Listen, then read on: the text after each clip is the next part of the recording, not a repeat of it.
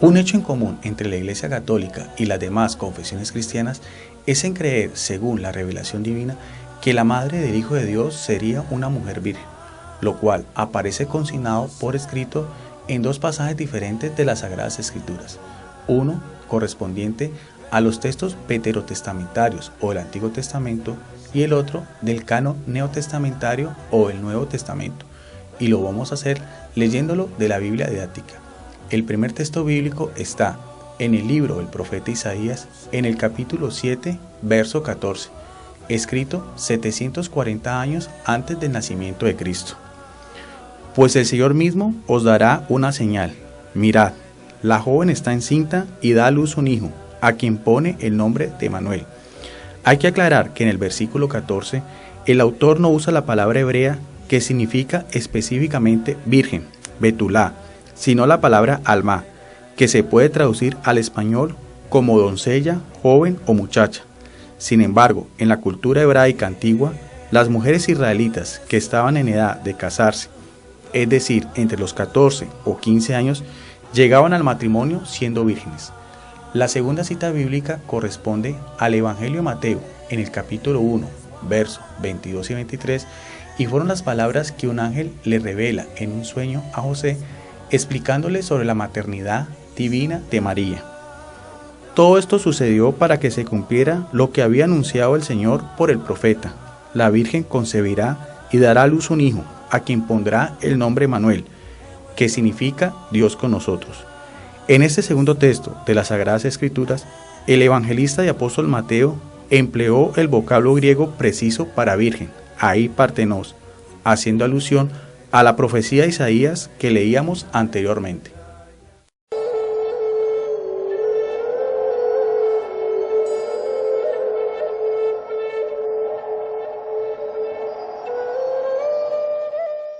Causa confusión muchas veces entre los hermanos separados cuando se lee en el Evangelio de Lucas, en el capítulo 2, versos 6-7, que cuando se encontraban en Belén de Judea, le llegó a María el tiempo de dar a luz, y allí tuvo a su hijo primogénito, lo que haría entender que después del nacimiento de Jesús, tanto ella como su esposo José hayan decidido tener más hijos. Sin embargo, en el contexto bíblico, la palabra primogénito, en el griego común o koiné, en que fue escrito el Nuevo Testamento, utiliza la palabra prototokos, que equivale al hebreo tekor, y que significa que el primer hijo de un matrimonio judío quedaba consagrado a Yahvé, el Elohim, Adonai o el Shaddai, según la ley de Moisés que aparece en el libro del Éxodo, el segundo libro del Pentateuco que corresponde a la Torá o a la enseñanza judía.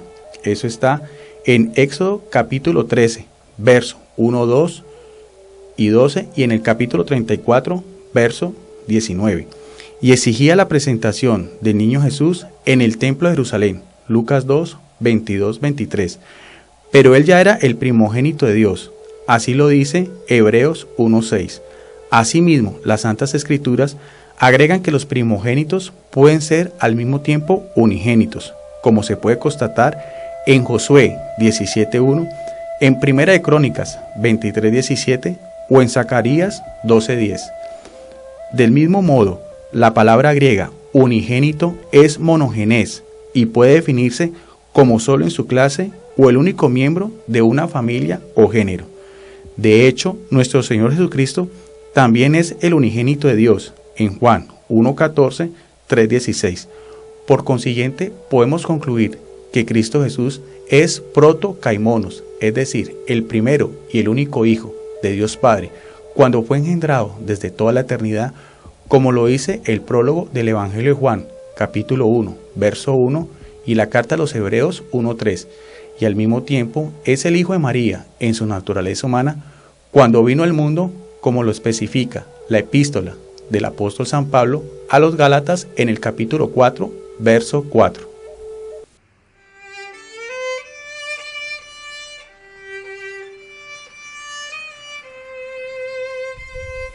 Los dos únicos textos en los evangelios donde se hace mención a la infancia de Jesús no se mencionan a hermanos menores. El primero es cuando la Sagrada Familia se encontraba en el destierro en Egipto y después de la muerte del rey Herodes el Grande, un ángel se le aparece en sueños a José y le dice que regrese a Israel con su madre y el niño, como aparece en Mateo 2, 19, 20. Se sabe con certeza que el Mesías nació en el año 747 de la fundación del Imperio Romano, 7 años antes de nuestra era actual, y el rey Herodes, llamado también el Edomita, murió en la primavera del año 750, es decir, en el año 4 a.C. Por consiguiente, pasaron de 3 a 4 años, tiempo más que suficiente para que José y María hayan decidido tener más hijos.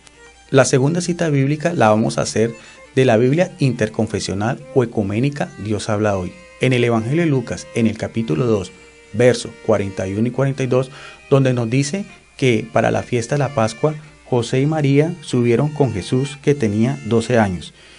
Nótese bien que se dice todos ellos. ¿Quiénes? Los padres de Jesús y el mismo Jesús. Igualmente, la misma respuesta se saca cuando María, después de 3 días, encuentra a su hijo perdido en el templo entre los doctores de la ley y le dice: Hijo mío, ¿por qué nos has hecho esto? Tu padre y yo te hemos buscado llenos de angustia. Lucas 2, 48.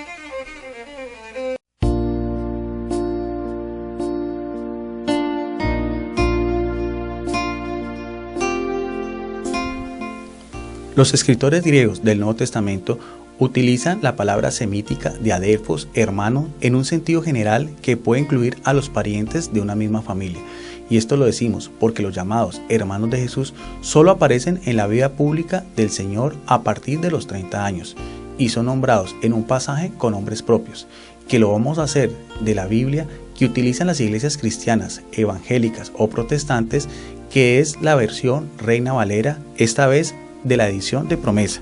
En el Evangelio de Marcos, en el capítulo 6, verso 1 y 4. Jesús en Nazaret. Jesús salió de allí y vino a su tierra, y le seguían sus discípulos.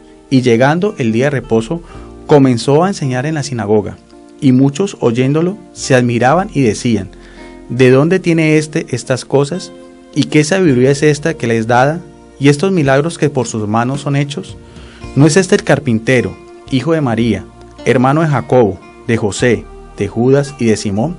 ¿No están también aquí con nosotros sus hermanas? Y se escandalizaban de él. Mas Jesús le decía: no hay profeta sin honra, sino en su propia tierra y entre sus parientes y en su casa. Aquí en este texto es necesario recurrir a la exégesis y a la hermenéutica, que son las ciencias que nos ayudan a darle la correcta interpretación del texto sagrado. Y podemos decir que en este texto ni en ningún otro se especifica o se dice de una manera concreta que los llamados hermanos de Jesús sean en realidad hijos de María, la Madre del Señor. Del mismo modo, hay otro pasaje en los Evangelios donde es el mismo Jesucristo quien nos aclara el verdadero significado de la palabra hermano en el plan divino. Y eso aparece en el Evangelio de San Lucas, en el capítulo 8, verso del 19 al 21. La madre y los hermanos de Jesús. Entonces su madre y sus hermanos vinieron a él, pero no podían llegar hasta él por causa de la multitud. Y se le avisó diciendo: tu madre y tus hermanos están fuera y quiere verte. Nótese bien la respuesta de Jesús en el versículo 21. Él entonces respondiendo les dijo: mi madre y mis hermanos son los que oyen la palabra de Dios y la hacen. Del mismo modo, en otro pasaje en que Jesús se encontraba en la sinagoga de Nazaret, la aldea donde había vivido sus primeros 30 años de vida, la gente solo lo reconoce como el hijo de José, en Lucas 4:22, y no como el hijo mayor de José. O también los judíos de la sinagoga en Cafarnaúm identificaban al divino maestro como el único hijo de José y María, como aparece en Juan 6:42. Más interesante aún son las palabras que Jesús, cuando está en la cruz, en el monte Gólgota o Calavera, le dirige a uno de sus discípulos, y que se encuentra en el Evangelio de San Juan, en el capítulo 19, verso del 26 al 27. Crucifixión y muerte de Jesús. Cuando Jesús vio a su madre y al discípulo a quien él amaba, que estaba presente, dijo a su madre: mujer, he ahí a tu hijo. Después dijo al discípulo: he ahí a tu madre. Y desde aquella hora el discípulo la recibió en su casa. En esta cita bíblica es necesario hacer dos precisiones. Primero, si en realidad Jesús hubiera tenido más hermanos y hermanas, un promedio de 6, no hubiera habido necesidad de haberle dado el cuidado de su madre María a un discípulo y amigo como es en este caso el apóstol Juan. Y en segundo lugar, es la única vez en los evangelios donde Jesús se refiere de una forma directa a María llamándola madre, y no lo hace para sí mismo, sino en este caso para el discípulo amado, que como dice el texto bíblico, la recibió en su casa, dando a entender de que Juan se convirtió desde aquel momento en un hijo espiritual para María. Ave Maria, gratia plena Dominus tecum, benedicta tu in mulieribus. Para los santos padres y doctores de la Iglesia, la virginidad de María era una creencia aceptada y defendida de las primeras herejías que empezaron a circular en los primeros siglos del cristianismo. Y es así como Orígenes de Alejandría, gran apologista, rechazaba las habladurías de un judío llamado Celsus, que negaba la virginidad de María. San Epifanio, obispo de Chipre en el siglo V, introduce en su símbolo de la fe el término siempre virgen, con que los cristianos se referían a María. San Jerónimo, doctor de la Iglesia, también en el siglo V, respondió en su obra sobre la virginidad perpetua de María el planteamiento de Elvidio, un laico romano amigo de Ausencio, obispo arriano de Milán antes de San Ambrosio, quien proponía que los llamados hermanos de Jesús eran hijos de María con José después del nacimiento de Jesús.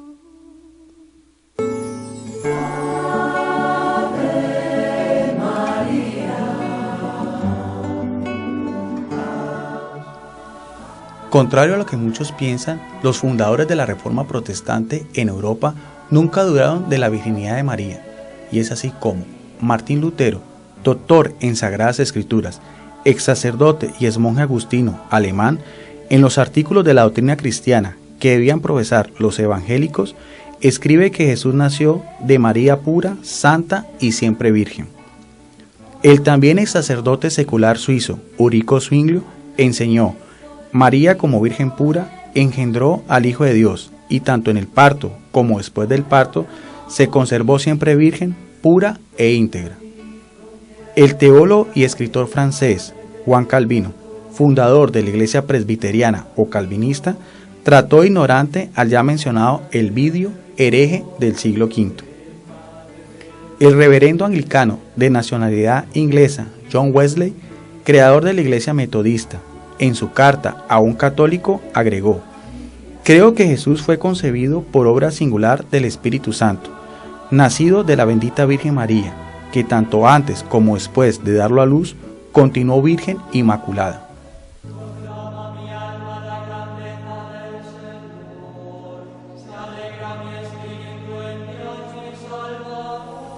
Para la Iglesia Católica, Apostólica y Romana, la virginidad de María es considerada como un dogma de fe.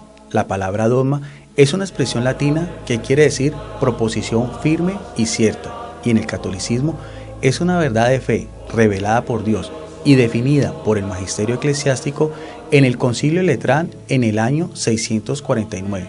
Y podemos concluir con una frase muy interesante de San Basilio, obispo de Cesarea en el siglo IV, cuando dijo que los amigos del Señor no pueden aceptar que la Madre de Cristo haya tenido más hijos. Reciban por favor un caluroso saludo en el nombre del Señor Jesús desde Palmira, Colombia. Muchas gracias.